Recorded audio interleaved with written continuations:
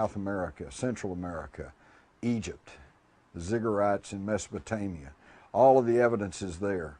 But it's only been within about the past 100 years that we've had the technology and or the knowledge to know anything about it. We're still pulling ourselves out of the dark ages. Let me start with a fellow named David Hudson.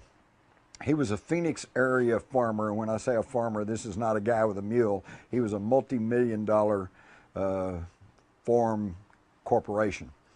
But he was having a hard time of it in the Phoenix area because the heat, the drought, it would dry up the soil, and he was really having problems. So he got the bright idea of putting various acids and chemicals into the ground to see if he couldn't loosen up the soil. And when he did, he noticed that there were some very odd properties to this soil. Slide. He used a copper electrowinning cell to separate the metal from the ground, and he began to come up with these strange little sparkly mineral things that he couldn't quite figure out.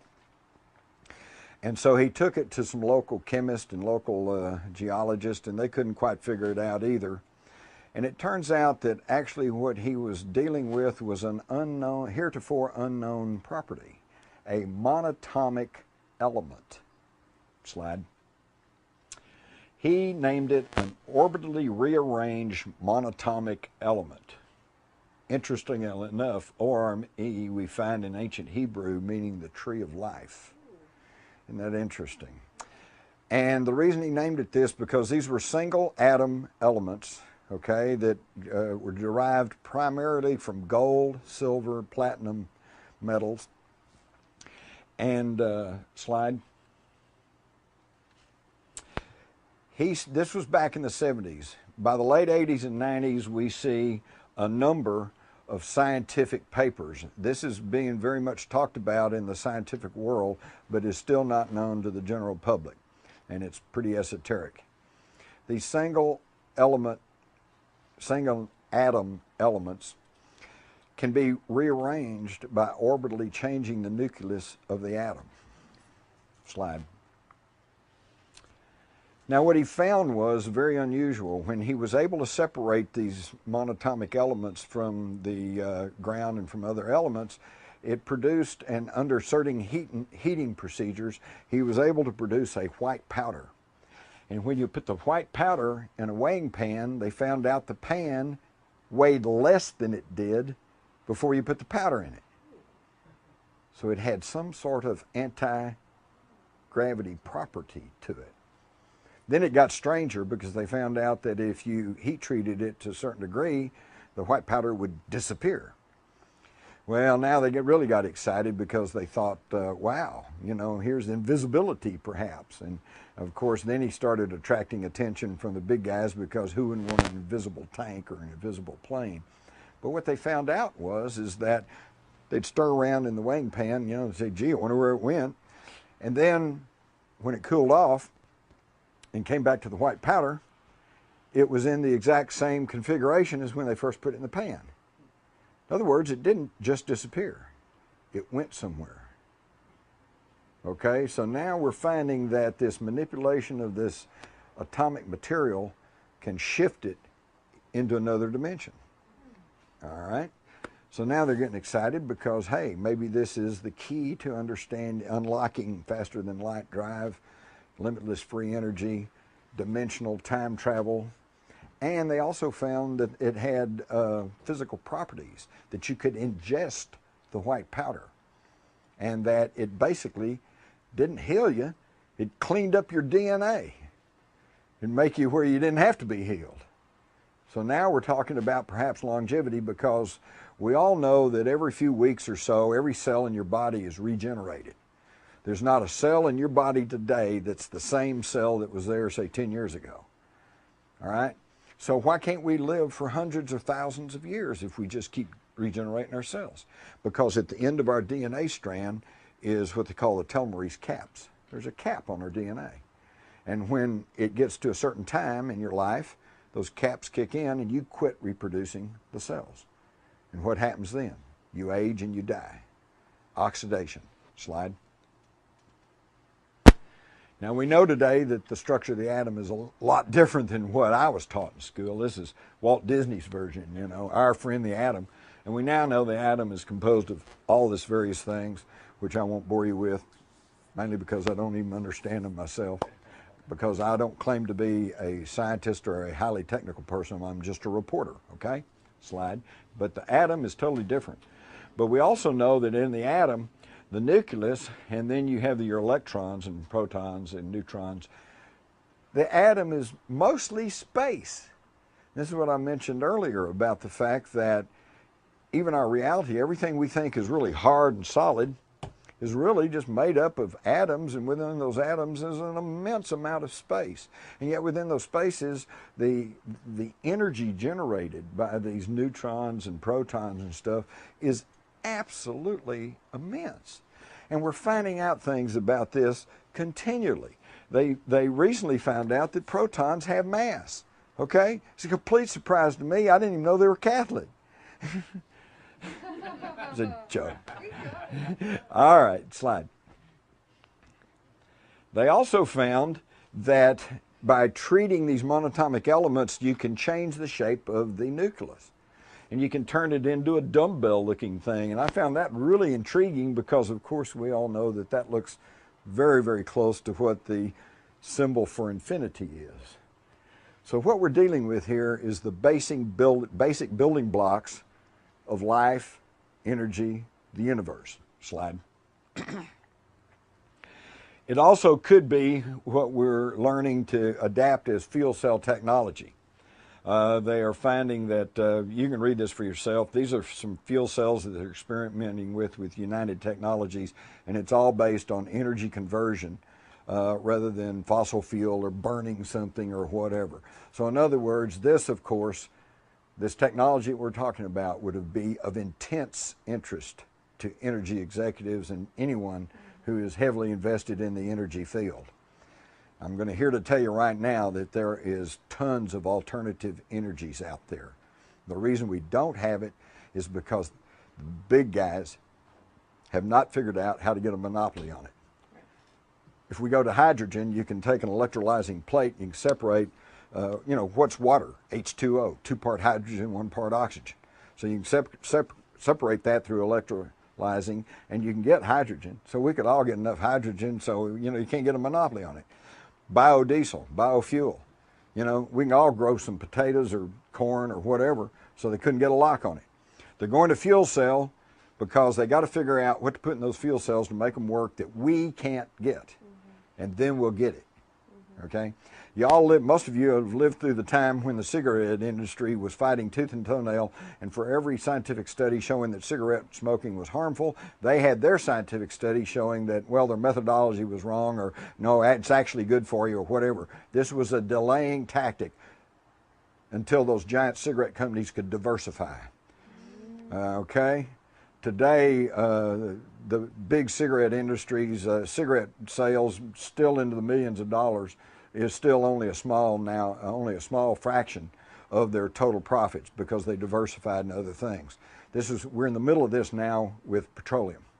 They know the writing's on the wall. They know we need to get away from this, but they've got to drag it out until they can diversify and find a new technology to go with. Slide. Interestingly enough, this dovetails into the ancient stories of the alchemist who are trying to transmute base metals into gold. And we've all heard about that, and probably like me, you snickered at that. Now, poor fools think they take a piece of lead and transmute it into gold. But you can, if you can learn the secrets of this energy manipulation at the atomic and subatomic level. Okay, because they have taken gold, transmuted it into this white powder, the white powder of gold. And then they have taken the white powder and transmuted it back into a gold nugget. Can be done, all right? But they are just now beginning to crack into this technology and this knowledge. Slide. And again, we find it's nothing new, because in the Bible, we learn about manna, Moses, the manna from heaven, And they said it came from heaven because they'd wake up in the morning and this white powder was strewn all around the ground. Well, you know, and they know nobody came in, there weren't any footprints. Nobody left it there, so it must have dropped from the sky. No, they were producing it on Mount Horeb in the southern Sinai, where back in 1901, Sir William Petrie of archaeological fame in Britain discovered what he called an Egyptian temple. And today they call it the Mount of Moses, and they think this is where Moses went. And I've talked to people who have visited there, and they said within sight of this are some mountains where they have ancient gold mines. And there is a foundry in this facility, and this is where probably they were manufacturing this white powder of gold. In fact, Petrie recorded that when they got there and they tore up the flagstones, they found all this white powder there, but they didn't know what it was. So the wind blew it all away. This is ancient knowledge. They knew how to do this. We learned that Ramesses the Great offers conical white bread to the hawk-headed god of Hathor. And then down here we see Amenhotep III receives the conical Shem-Anah, or the Methus, okay? And all of that basically means the same thing. Manna in ancient Hebrew means, what is it? They didn't know what it was. But certain of the priesthood, some of this knowledge which had been passed down from earlier civilizations had been passed through the priesthood, through the knowledgeable people, and they knew how to do it, but they didn't know what it was. So it was manna. What is it? Slide. You read in Exodus, when the dew had gone up to the face of the wilderness, a fine flake-like thing, fine as hoarfrost on the ground. And when the people of Israel saw it, they said to each other, what is it? Manna. For they did not know what it was, and Moses said to them, it is the bread which the Lord has given you to eat. And they would take this powder and they mold it into little cakes and stuff, and they'd eat it. This was the manna that helped them survive in the wilderness all this time. Was this the white powder of gold? Slide. This is really great. When Moses comes down off the mountain, and he'd been gone for a long time, and he'd gotten the commandments and everything, and the children of Israel had gotten pretty impatient, and they were wanting something better than their lot hanging around there, so they knew something about the gold was magical and had real spiritual property. So they gathered all their gold and they built a golden calf and they were worshiping it. When Moses comes down, he got real angry about it, and he says, Moses' anger burned hot, and he threw the tables out of his hand. He broke them at the foot of the mountain. And he took the calf which they had made and burnt it with fire, ground it to a powder, and made the children of Israel eat it. Okay? What the heck there? So we have these tantalizing things that this is a technology that was known back as far as biblical times. Slide. And then I've already mentioned Mount Horeb. This is a picture of Mount Horeb, and it holds the ruins which included this smelter where apparently they had been, and where Moses was actually manufacturing the white powder of gold. Slide. And of course, Moses, and we could get into a huge long discussion here because there seems to be some compelling evidence that Moses is not a name, it's a title, and it means the one true heir to the throne. And that Moses, in actuality, we know from the Bible that Moses was a well-schooled Egyptian. He was a high-ranking Egyptian, and so there's a compelling argument to be made that has been accepted by many people like Mark Twain and Arthur Conan Doyle and many other students of hidden history, that Moses was just kind of a title, and the actual person was Amenhotep III, the pharaoh, who then had changed his name and incurred the wrath of the Egyptian authorities when he became Akhenaten, the worshiper of the one true God. And that's because he had learned about the one true God through his Hebrew relatives, or the people who had actually raised him, okay? Now, where did the Egyptians learn all this from? From the biblical patriarch Abraham, who had brought the knowledge of Samaria to Egypt. Look in the Bible. Abraham was not a Jew. He was not even a Semite. He came from Ur of the Chaldees. Chaldea was simply an ancient term for Sumeria or Mesopotamia, what we now call Iraq. and there are, the city of Ur is still over there, Uruk. A lot of these towns, in fact, most of those cities in ancient Sumeria were named after Abraham's relatives. Okay, so Abraham was not just some poor Jew wandering in the desert with a camel in a tent.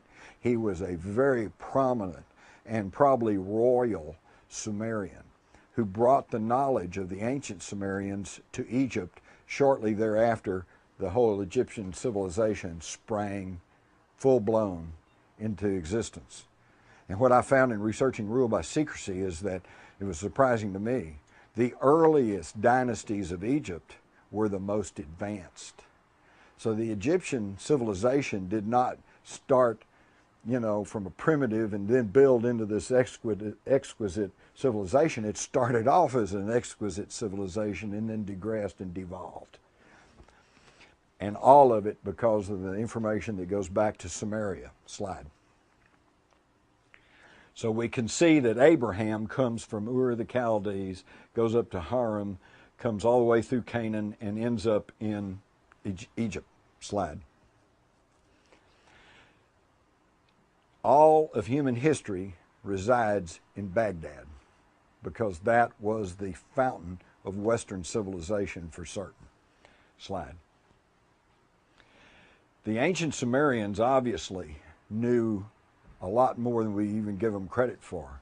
In this stele, we see that they made a representation of the solar system, correctly depicting not only the number of the planets, but the relationship of their size. This stele dates back probably about 6,000 years, far beyond the time of the Egyptians. It also shows Uranus and Neptune. Uranus was not discovered until 1781, Neptune in 1846, and Pluto, which they correctly show in their diagram, was not even discovered until 1930. So see, we're not the apex of knowledge. We are just now regaining knowledge that was here centuries ago. Slide. We have the example of the Baghdad battery. They found this years ago. It's just a little ceramic jar with a little copper tube that went in another little copper thing, and they couldn't figure out really what this was until somebody thought to put some grape juice in there, put the tube in, and put the little copper point in there, and what happens? Lo and behold, you get a 1/2 volt of electricity. So they knew how to generate electricity. And they didn't have a huge power plant, they just do it with a jar and some grape juice. They knew the manipulation of energy at the atomic and subatomic level. Slide.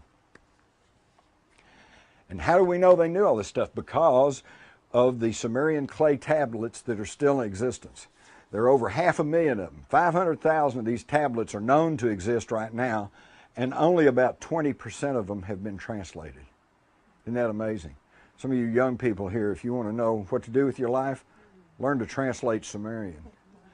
Okay? It was the world's first writing, and what they did was they used a stylus and they would press it into mud with these little triangular shaped styluses, and then they'd bake it. It's a rock. That's why they still exist. Paper, papyrus, that all burns up, just, you know, flakes away, but these things still exist. These writings predate the Bible by 4,000 years, and they tell of human origin. Slide. Not once, but several times, according to the Sumerian tablets, they say 432,000 years before the Great Flood, the Anunnaki came from Nibiru through the Great Bracelet, which is the asteroid belt, to the Earth. And here they landed in the Persian Gulf and began to colonize and search for gold. There were strikes over the hard work, and it was decided to engineer a slave race by manipulating the DNA of primitives. Kings and dynasties arose once this slave race came into existence, and warfare broke out. And that's a thumbnail sketch of what they say our history is. And it does answer one big mystery. For centuries, they've been looking for the missing link. We know Neanderthal existed, and then there was Cro-Magnon, modern man. And they've been looking for the link in between. For years, they thought that there should be something in there because they must have mated and interbred, but now we know for certain that they did not interbreed because they are two separate species. And there is no missing link because they manipulated the DNA. Slide. Gilgamesh, the legendary Sumerian king, the world's first epic novel, thought to be mythical, and yet now they have now found what they believe is the tomb of Gilgamesh. The story is amazing. You really ought to read the story of Gilgamesh. He, along with his non-human companion, Enkidu, and we don't know who or what Enkidu was, perhaps a robot, perhaps an organic robot, perhaps an alien, who knows? But they made it very clear that he was not a human. And they go in search, trying to find the ancient gods, looking for the secret of immortality, longevity, the secret of the white powder of gold. Slide. Recently, among the amazing new discoveries that these French and German archaeological teams were finding in Iraq, beginning in 1999, 2000, 2001, was using ground-penetrating radar. They really believe that they may have found the tomb of Gilgamesh under the Euphrates River. Slide. But anyway, they were finding all of these amazing new discoveries. Did they find the secret of the monatomic gold? Did they find the secret of longevity, of free energy, of time travel, star portals? If you can manipulate energy, you can go to another dimension. You could probably create a wormhole. You could probably go to another star system, and there we don't have to worry about the problem of spending hundreds of years blasting along in a fuel-propelled rocket, you know, that it would take you to get to another star system. You jump through a wormhole and you're there, or you jump through another dimension. But that brings us to Baghdad in April of 2003. Where would they have taken all these amazing new discoveries? They would have taken them to the Iraqi National Museum in Baghdad. And would they have immediately put them on display? No. They would have been put in the basement where they would have been cataloged and cleaned up and prepared for exhibit. But in spring of 2003, George Bush, against everyone's wishes in the world, invades Iraq. I went through this earlier, but the weapons inspectors, both ours and the United Nations, said there's no weapons of mass destruction. The Atomic Energy Agency of the United Nations said there's no weapons of mass destruction. Even Saddam Hussein, at the last minute, was finally going, okay, whatever, send in the weapons inspectors, do what you want. Bush would not take yes for an answer. Okay, we were going to invade, and we did. And what we do, against all military logic and tactics, instead of going for an objective, seizing your objective, solidifying your wins, and then moving on to the next objective, we made a beeline for Baghdad. This is what has created the problem in Iraq for the United States today, because we failed to pacify the countryside.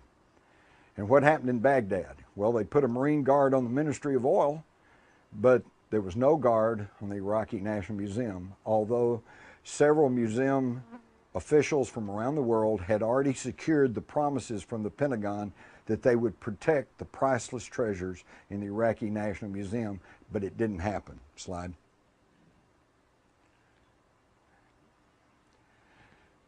This, by the way, is the English version, and on the back is the Arabic version of some flyers that the military occupation forces were handing out.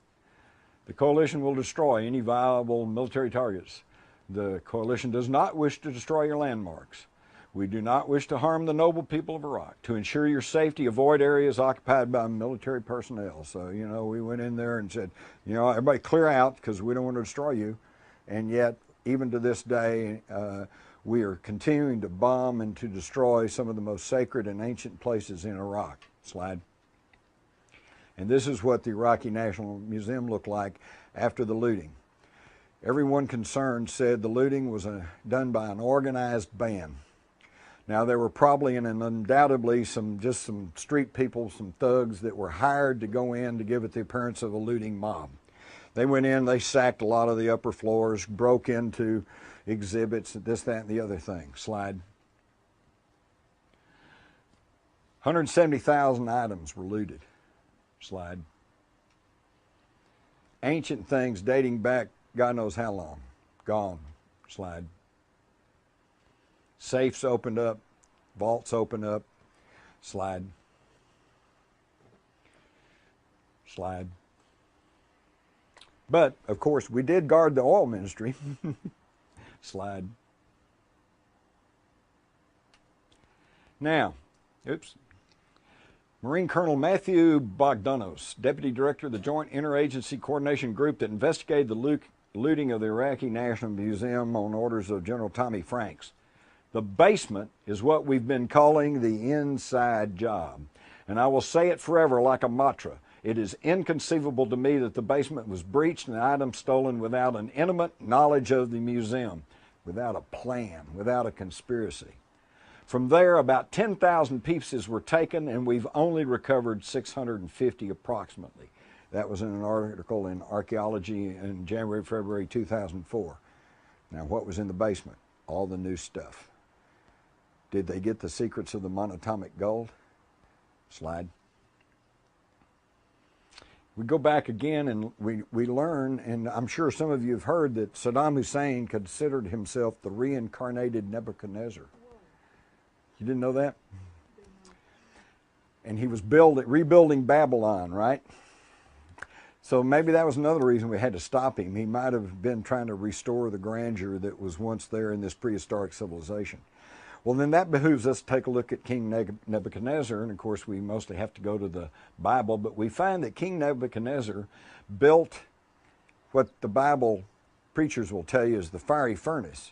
But what it was actually, and they give you the dimensions of it, it was a big portal made of gold. Okay, again, gold figures into all of this. Was he trying to make the white powder of gold? Well, he wasn't having much success, and he would send his people in there, but he was getting an energy field going because they'd go in there and they'd die. Does that sound a lot like the Ark of the Covenant, which a lot of people theorize may have been a capacitor to manufacture the white powder of gold? Okay, so it really angered Nebuchadnezzar, so he goes and gets 3 Hebrew priests, Shadrach, Meshach, and Abednego, and he brings them there to Babylon, and he says, I want you to make this work for me. And they said, well, you're not our king, and you've conquered our people, and we're not going to work for you. And he says, well, all right, then I'm just going to throw you in there, and then you're either going to sink or swim. You're going to die, or you're going to get this thing working. Because what was Nebuchadnezzar trying to do? Same thing as Gilgamesh. Contact the ancient gods and learn the secret of immortality. Okay? So he takes Shadrach, Meshach, and Abednego, and but interestingly enough, they don't just take them and throw them in there. First, it says they don their hats, coats, and other garments. Put on their radiation suits or whatever. And they went in there, and they're walking around in there. And Nebuchadnezzar, he's leery of the whole deal, so he's standing back to ask his minions, are they in there? Yeah. Are all 3 of them in there? Well, actually, there's 4 of them in there. 4? Who's the 4th one? The Son of God. Where'd this guy come from? Again, an indication that this could have been a portal to somewhere. And if it was the Son of God, I'd like to know what happened to him, because there's never any more mention about that. But after this, whatever happened there, Shadrach, Meshach, and Abednego come out, and Nebuchadnezzar praised them and made them ranking people there in Babylon and gave them the run of the place, because apparently these representatives of the Hebrew priesthood, knew the secrets, or some of the secrets, of the Monatomic Gold. Slide. Now this brings us up into more modern times. We find out that apparently the Nazis were onto this. We all know from the Indiana Jones movie that the Nazis were all after these occult things and the Ark of the Covenant and everything else. Why? Because they were religious? I don't think so. They were after these ancient secrets. They were after the ancient secrets of energy manipulation. And they began to get some of these secrets because they developed the world's first practical jet fighter, the Me-262, the V-2, the V-1, and when they overran Germany in 1945, what's on the drawing boards? Flying saucers, UFOs. They were working on them. And I have good reason to believe they were actually test flying them. In fact, if that war had stretched on maybe even another 6 months, there's no telling what they might have come up with. And who was in charge of all that? A very mysterious SS general by the name of Hans Kammler. He was in charge of all of their leading edge technology. And he's the one that brought Werner von Braun and von Dornberger and the rest of them from Peenemünde and brought all the rocket research down into Munich. Why? I think because they were closer to the American lines and they wanted to give up to the Americans because they knew they'd be well treated and they knew that they could work their way into America, which is what they did through Operation Paperclip. Now, according to von Braun, he wanted to resume testing of the V2s, and Kammler told him, no, I'm going to hand the V2s and you folks over to the Americans in exchange for immunity. But a little later, he told von Braun, I'm going to disappear and you're not going to hear from me again. And sure enough, he dropped from sight.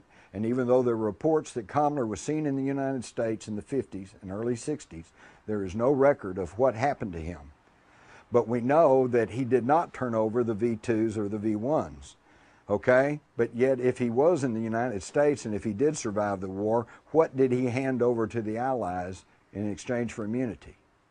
The secret of anti-gravity, the secret of the white powder gold, the secret of the manipulation of energy, because he was also tied to experimental work that was done at what essentially was a super collider, super collector in western Poland, the ruins of which are still there.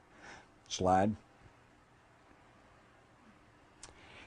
And we have a lot of tantalizing evidence that the Allies did get hold of such technology, because in this article from the early 1950s, the gravity engines are coming, the G engines, meaning gravity.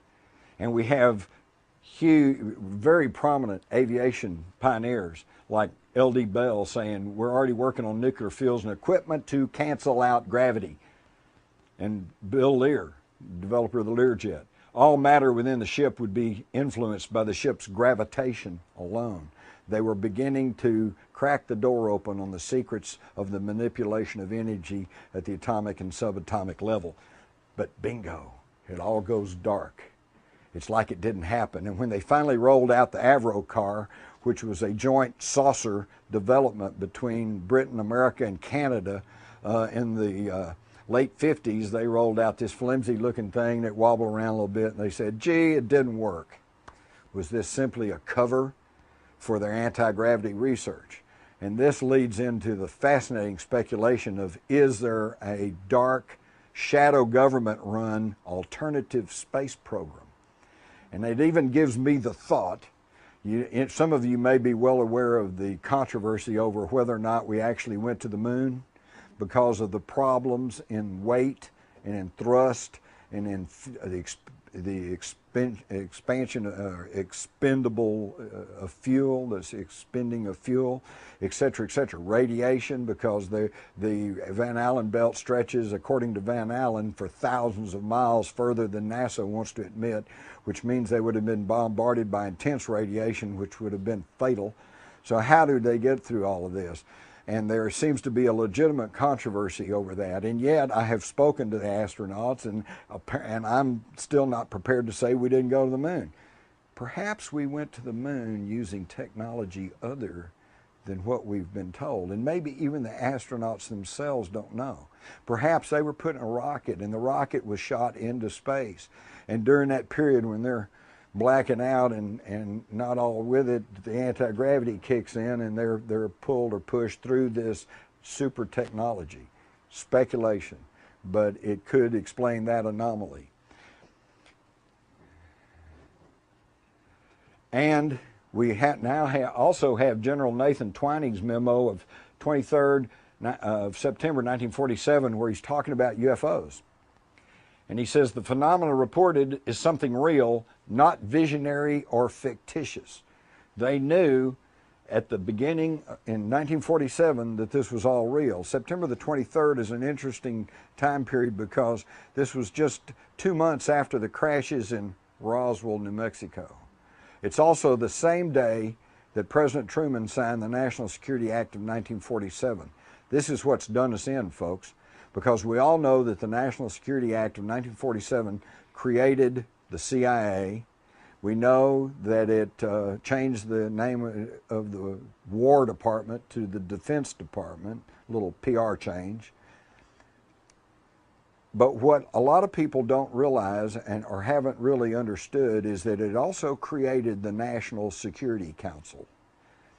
Now, we all have heard of the National Security Council because even up to the invasion of Iraq, everything's done through the National Security Council, which by definition takes care of anything having to do with national security. But who can tell me who the National Security Council is? President, Vice President, Secretary of Defense, and Secretary of State. 4 people. Did y'all hear that? The President, Vice President, Secretaries of State, and Defense. 3 of those are appointed by the President. So it's the President controls the whole, anything having to do with national security. This is where we went into the national security state. This is why, because creating the National Security Council, anything having to do with national security, it bypasses Congress, bypasses the Constitution, bypasses the media, and hence bypasses the public. And this is why they've kept the lid on UFOs. Why? Because they don't want people to know our deepest, darkest secrets, which is they are tampering with the basic building blocks of the universe, manipulation of energy at the subatomic level. Slide. And by the way, in that same document, Twining says, it is possible within the present U.S. knowledge, provided extensive detailed development is undertaken, to construct a piloted aircraft which has the general description of the object in subparagraph A, meaning a UFO. So in 1947, they were basically saying if we had a crash policy, we could build our own UFOs. And I think they've done it. And that's why but don't get me wrong, I'm not saying that every UFO sighting is some sort of secret government test craft. A bunch of them are, but not all of them. In fact, there is good evidence to suggest that we are in an undeclared, under-the-table, covert war with extraterrestrials. And we're not being told about it. And it kind of makes a mockery of freedom and democracy, doesn't it? And here's the Avro saucer, and they're all going, well, gee, it just didn't work. And that was the end of that. And this has never been talked about. In fact, to this very day, some of you probably understand what I'm saying. If you go to our centers of higher learning, or if you go to the large corporations, and you start talking about anti-gravity, they call the security guards and have you run out as some kind of nutcase. Because this has been so thoroughly blacked out, because it is so real and it stretches back so far. Slide. So now we do know, and these pictures have suddenly surfaced, that they were building long past the 1950s Avro car, that they did have flying saucers operating, and they were able to fly. And the question becomes, were they powered by just some sort of exotic jet, as they would have us believe, or do they have anti-gravity? I've had people very conversant in the aviation field tell me that the SR-71 Blackbird stealth fighter, that it looks like it really shouldn't be able to fly. So there is some theory that yes, it's got jets on it, and yes, they roll it out, and you can see it flame and go down the runway, and it all takes off, but there are leading edges of certain material, and there are some electronics on board that they can kick on, and that we are actually using anti-gravity right now. Okay? And what I would like to know, and the big conundrum is, do the pilots even know? Okay, maybe they're told this is some sort of system. You know, flip this switch here. You know how you do in an aircraft. You got to, everything's written down. You just flip stuff, and you're told basically how everything works. Maybe they're told it's the cooling system or something. You know. So again, we have technology that obviously stretched back through all of human history that's being kept from us. Slide. Although I think that's it. Okay, here are some of the recent sightings of these giant triangular craft. Are they them or us? Are they human ingenuity? Are they shadow government test craft that they're using? Or are they reverse engineering of ET craft? Or are they, and what are they being built for? And why would they test stuff? All of y'all familiar with the flyover Phoenix, Arizona? Back in when was that, 97, I believe it? Yeah. Okay. That's a big deal. Big triangular craft. Went over Phoenix, very slow, turned, moved off. But here's a good example of how they cover these things up. This occurred about 8:30 at night. Thousands of people saw this thing. And then sometime between 8:30 and 10:30, somebody contacted the Maryland State Guard and ordered them to fly a training mission to Phoenix to the Barry Goldwater Gunnery Range and drop flares. So about 10:30 that night, they did just that. Now the Phoenix papers were full of this story the next day, but it never went anywhere else. Remember what I said about the distribution of the news? But 3 months later, in June of 1997, USA Today suddenly did a story on this thing that flew over Phoenix, and all the rest of the magpie journalists, they all went, and all of a sudden there was a brief blurb about this whole thing, okay? Well, the official version was, of course, that, well, it was just flares dropped by the Maryland State Guard. So some of the reporters who were a little bit ahead of their fellows actually contacted the Maryland State Guard, and they said, yeah, we flew out there and we dropped flares. They went, oh, okay, case closed. It was just flares. They dropped over, military flares over Phoenix. Nobody bothered to check that they dropped the flares 2 hours after they saw this thing fly over the city. But the key part of that story is that it didn't only fly over Phoenix, one of the most populous cities in the state, but came down the entire length of the state, right through the most populated corridor. Now, if it's a secret government test craft, why in the world would they fly over the most populated area? Why don't they go down to Big Bend in Texas? You know, you could fly around there all night and nobody but, you know, some prospector in a coat would see you. It's amazing. Are they setting us up for the next game after the war on terrorism? If the war on terrorism collapses and all of a sudden nobody's buying that anymore, what's next? Invasion from space? Yeah, give up the last of your liberties so we can protect you from invasion of space. I'm going to leave you with one cheery thought, okay? As we can see, there's lots of evidence that perhaps the reason we had to go into Iraq was to grab these ancient secrets of energy manipulation, the secrets that could open up limitless free energy, which would wreck the oil economy, of course, longevity, which would wreck the medical establishment and the pharmaceutical corporations, which are all based on petrochemicals, by the way, and et cetera, et cetera. Perhaps that's the reason that we had to invade Iraq, to get our hands and get control over this ancient technology.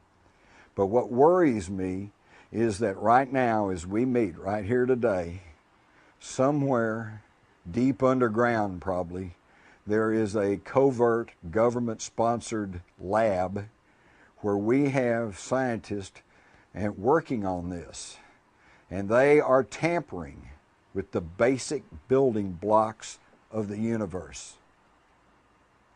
And why does that bother me? Because in the spring of 1945 at Alamogordo, New Mexico, when they set off the first atomic bomb, more than half of the scientists working on the Manhattan Project sincerely, devoutly believed that once they started a nuclear chain reaction, they would not be able to stop it. It would ignite the atmosphere and it would incinerate the earth. But they set it off anyway. Whew. Glad we were wrong about that. That's pretty scary.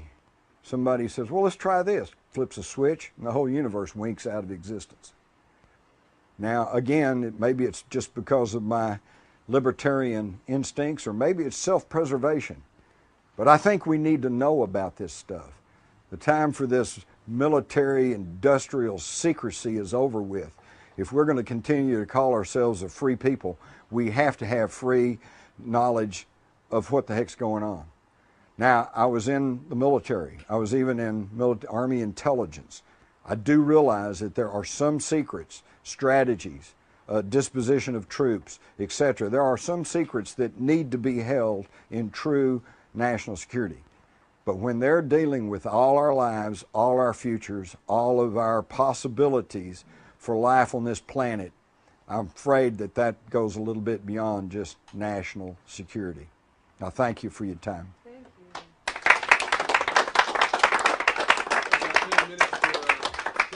All right. I thought I'd kind of run over my time there a little bit. Believe me, I hurried through that. There was a whole lot more we could have talked about. We'll start and go this way. Yeah. Are you pointing him or me? Yeah. Great, thanks. You left off with a comment that may be related, if not to come back to a little bit later, about who are they? It was before this. Oh. So just to plant that seed, and that's my interest. Okay, you saw what the Sumerian tablet said. The Anunnaki come down, okay? And these are these ETs. Colonized the planet, apparently, okay? Now, one of the problems they had was they started interbreeding with their worker race, okay? And this produced the men of renown that the Bible refers to as the Nephilim, Go back in Genesis and read what it says. It says the sons of God mated with the daughters of men and created the Nephilim. They are the hybrids. It's us. And then the hybrids, of course, kept going, and that's why on down today, we're all related to these star people, because that's where we came from. But now there are some among us who are more related than others. And this is why, beginning with the pharaohs, the Babylonians, and the Egyptians, and the Caesars, and the kings, the monarchies of Europe, the Nazis, what was their big concern? The bloodline. The bloodline.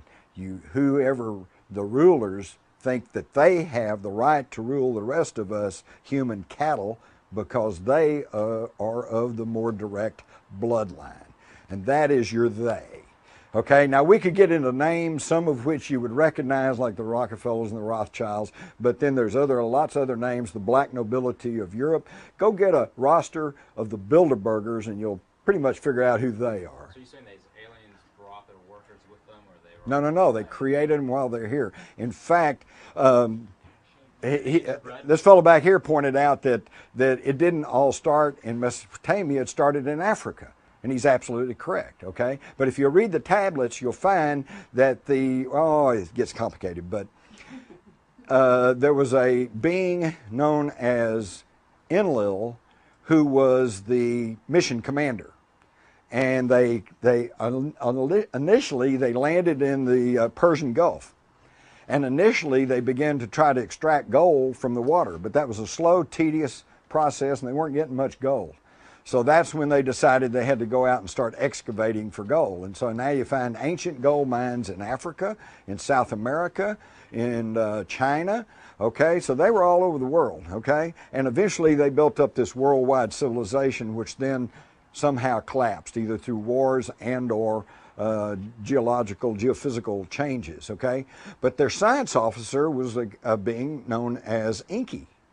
And Enki and Enlil were actually half brothers, and so there was some rivalry there because over who was going to be commander.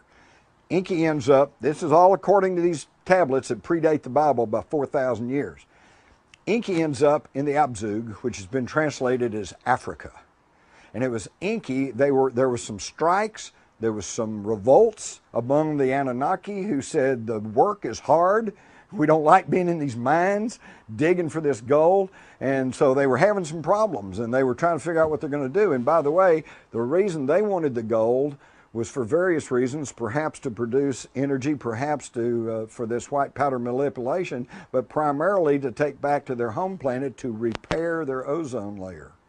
And this is the exact same thing that Edward Teller and others have proposed in repairing our own ozone layer, is to put gold, powdered gold, which is a highly conductive metal, and seed it into the upper atmosphere to seal off these ozone holes.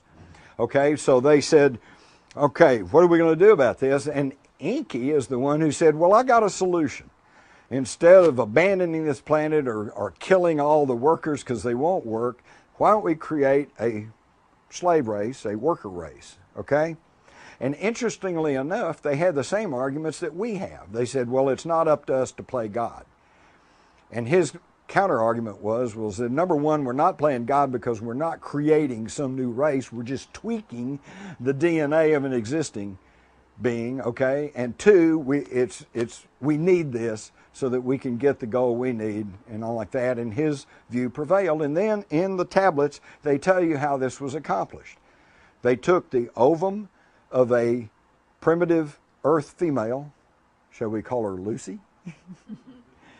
And they impregnated it with the sperm of a Anunnaki male, and then implanted the fertilized egg in the womb of an Anunnaki female, who carried it to term, did not have a natural childbirth, but had a cesarean childbirth, and it produced what they call the Adama, the Adam, the first hybrid.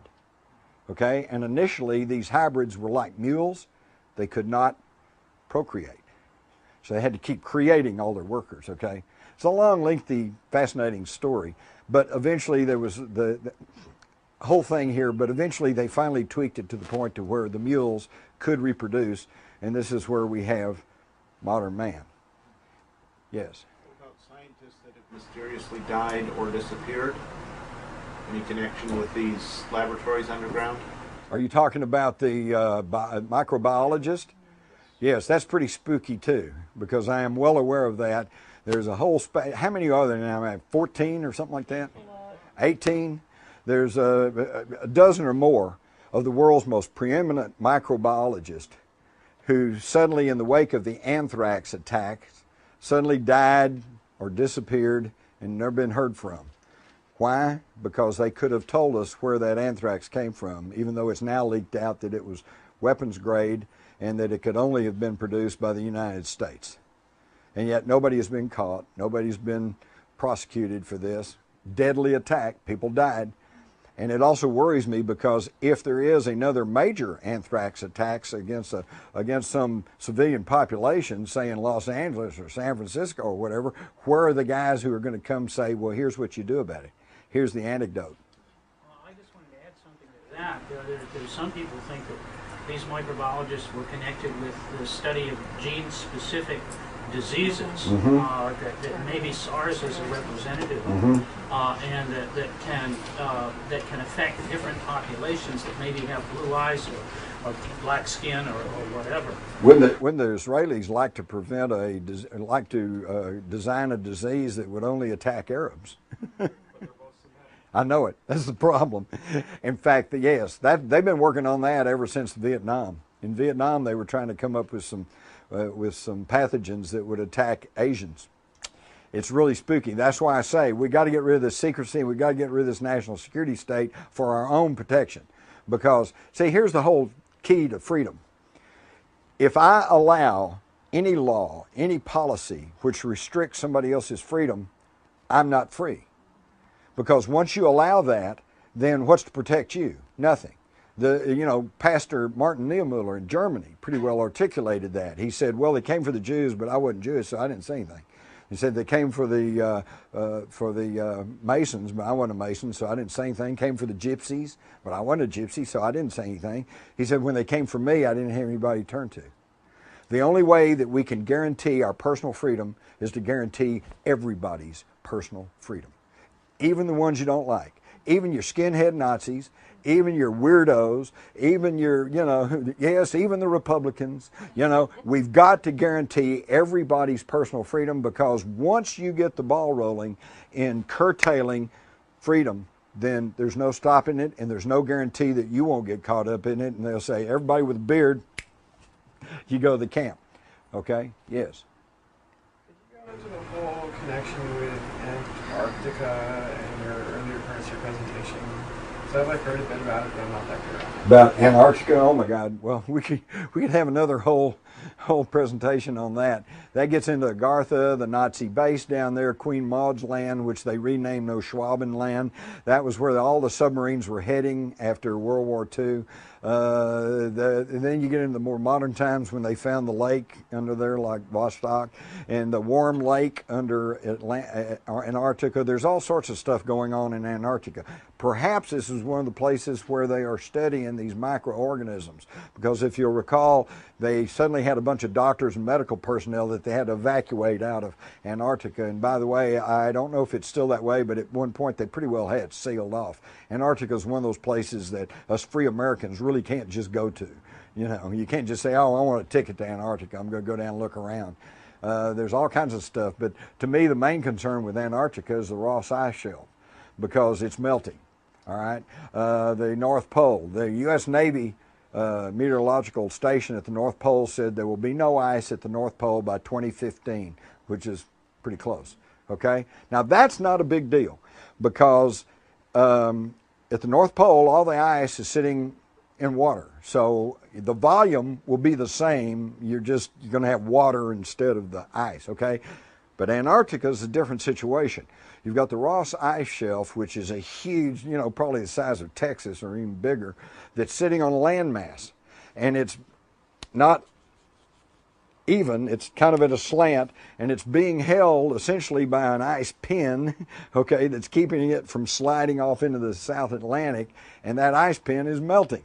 just like the North Pole. And by the way, they talk about global warming, but let me tell you something. It's bigger than that. The ice caps on Mars are melting. The sunspot activity, they say, well, we're going through a cycle, but it'll calm down, but it hadn't calmed down. There are other perturbances that they've noted on some of the other planets. This is a solar system-wide thing. Now, it doesn't mean it's doomsday, maybe it's just cyclic, we don't know, we haven't been here that long. But and I'm not trying to say there's no global warming, but it's not just global warming, and global warming is not just the results of our energy policies and automobiles, although that's certainly obviously not helping matters. But the problem with Antarctica is if the pin melts and the Ross ice shelf slides off in the South Atlantic, it's going to raise the water tables around the world by about 12 feet, which would inundate New York, London, probably Paris, you know, San Francisco, Los Angeles. You know, we're going to have a real problem, okay?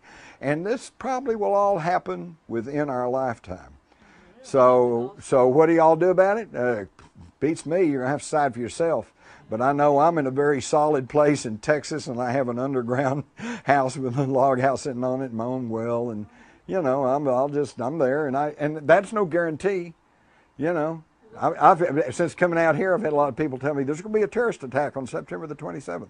Oh no, I'll be in Australia. You know, so a lot of good's going to do me, right? So what I say, my game plan is hope for the best and plan for the worst. Why are these aliens at war with us?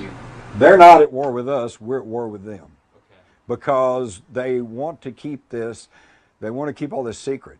According to several sources, they have approached the leadership of the world, various national leaders, and they said, okay, you know, we'll make contact, let's deal, you know, we'll swap technology, but you guys got to promise to lay down your weapons, start learning to get along with each other, yada, yada, yada. And the national leaders have said, we don't want any part of that.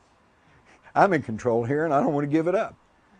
And that seems to be the problem. And that may indeed be the reason for these abductions, because they have given up on trying to contact national leaders, and now they're just making individual contact with ordinary people. And slowly, if you all think back, say 15, 20 years ago, if you talked about, if I stood up here and mentioned an alien abduction, y'all would just run me out of the room. It's like, well, you're just a crazy man. And a lot of you probably still thinking, I don't know about this guy, but at least we've gotten to the point now where we can talk about it.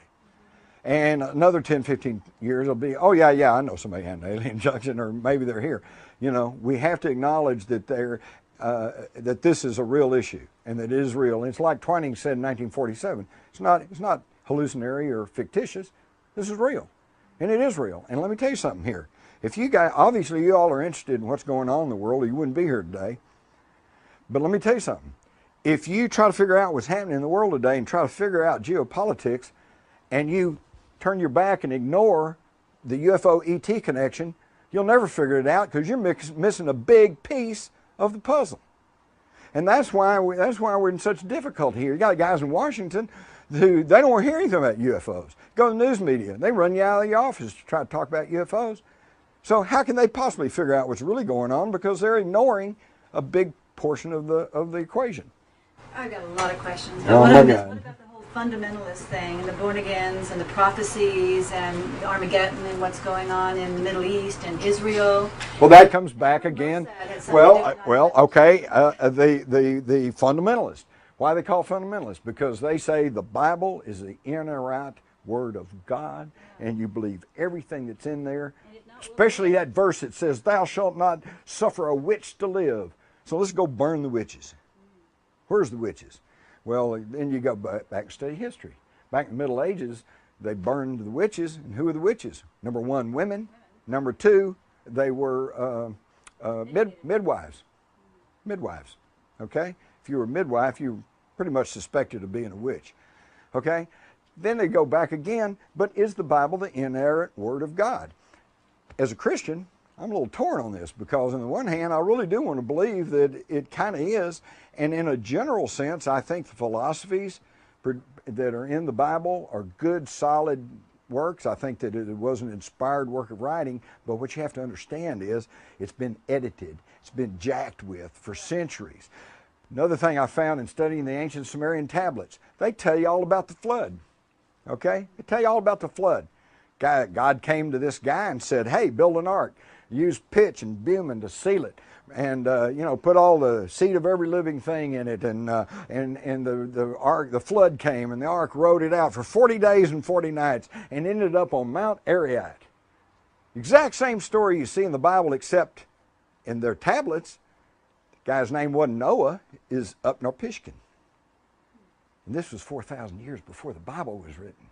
Okay? So the Bible may be the Word of God.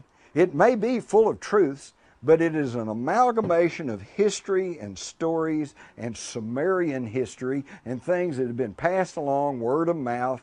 You know, most people don't realize that the Bible was not written down as a written document up to within 300 years of the time of Christ. Okay? That's how recent all that is. Before that, it was word of mouth. And have any of you all ever played the parlor game where you get a line of people and one whispers a sentence and you pass it down?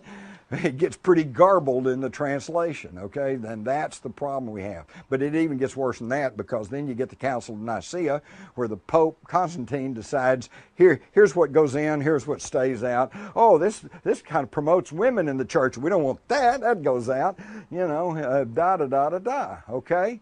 So you've got to understand that the Bible in fundamental ways may be very true and may be very inspired, but that in details it's been, even the Bible scholars will tell you, it's been heavily redacted, which is a fancy word meaning edited.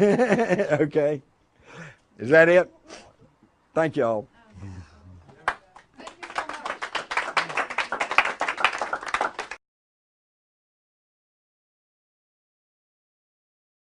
Keep regenerating our cells, because at the end of our DNA strand is what they call the telomerase caps. There's a cap on our DNA, and when it gets to a certain time in your life, those caps kick in and you quit reproducing the cells. And what happens then? You age and you die. Oxidation. Slide. Now we know today that the structure of the atom is a lot different than what I was taught in school. This is Walt Disney's version, you know, Our Friend the Atom.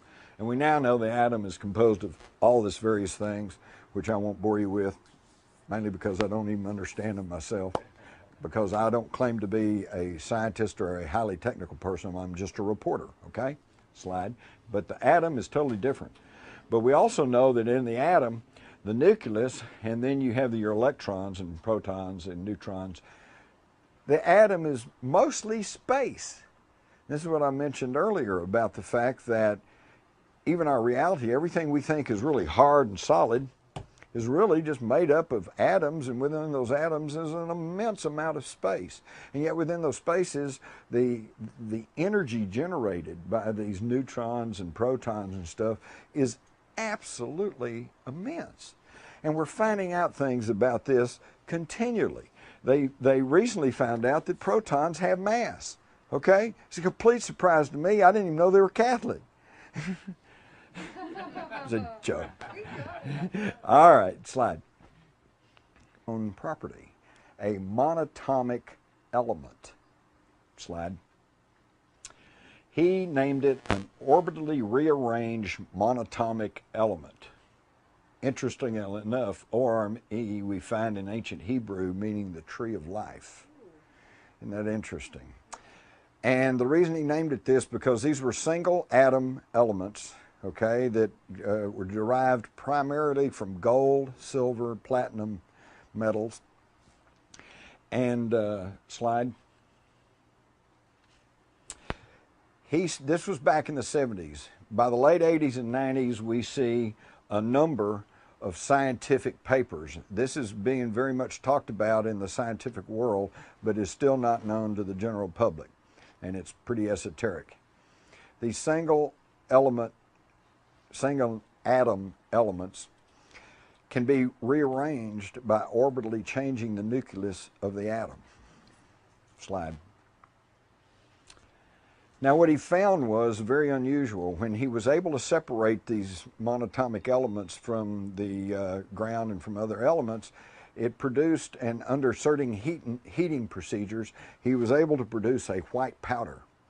And when you put the white powder in a weighing pan, they found out the pan weighed less than it did before you put the powder in it. So it had some sort of anti-gravity property to it. Then it got stranger because they found out that if you heat treated it to a certain degree, the white powder would disappear. Well, now they really got excited because they thought, wow, you know, here's invisibility perhaps. And of course, then he started attracting attention from the big guys because who wouldn't want an invisible tank or an invisible plane? But what they found out is that they'd stir around in the weighing pan, you know, and say, gee, I wonder where it went. And then when it cooled off and came back to the white powder, it was in the exact same configuration as when they first put it in the pan. In other words, it didn't just disappear. It went somewhere. Okay, so now we're finding that this manipulation of this atomic material can shift it into another dimension. All right, so now they're getting excited because, hey, maybe this is the key to unlocking faster than light drive, limitless free energy, dimensional time travel. And they also found that it had physical properties, that you could ingest the white powder, and that it basically didn't heal you, it cleaned up your DNA and make you where you didn't have to be healed. So now we're talking about perhaps longevity, because we all know that every few weeks or so, every cell in your body is regenerated. There's not a cell in your body today that's the same cell that was there, say, 10 years ago. All right? So why can't we live for hundreds or thousands of years if we just keep...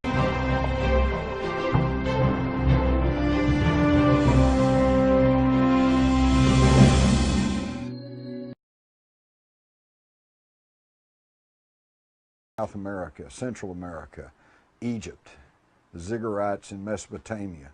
All of the evidence is there. But it's only been within about the past 100 years that we've had the technology and or the knowledge to know anything about it. We're still pulling ourselves out of the dark ages.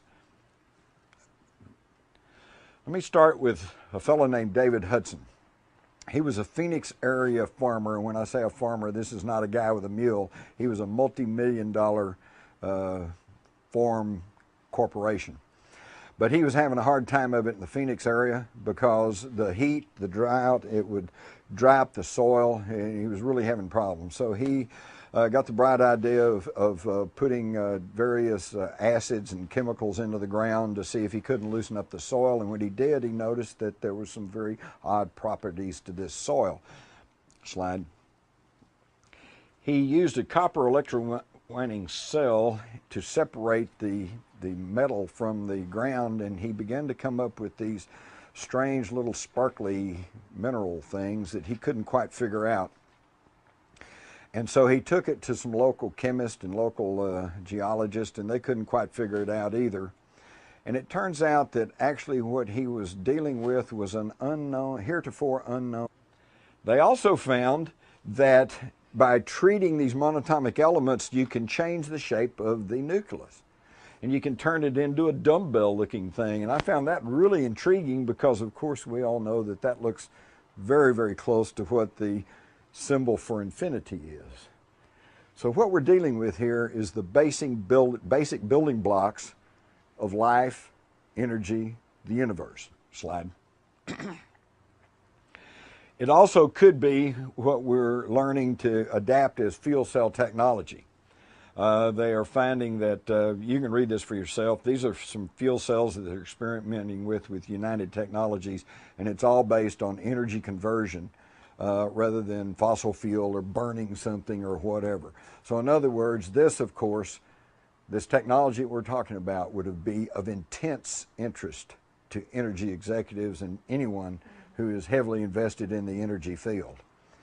I'm going to here to tell you right now that there is tons of alternative energies out there. The reason we don't have it is because the big guys have not figured out how to get a monopoly on it. If we go to hydrogen, you can take an electrolyzing plate and you can separate, you know, what's water? H2O, 2-part hydrogen, 1 part oxygen. So you can separate that through electrolyzing and you can get hydrogen. So we could all get enough hydrogen so, you know, you can't get a monopoly on it. Biodiesel, biofuel. You know, we can all grow some potatoes or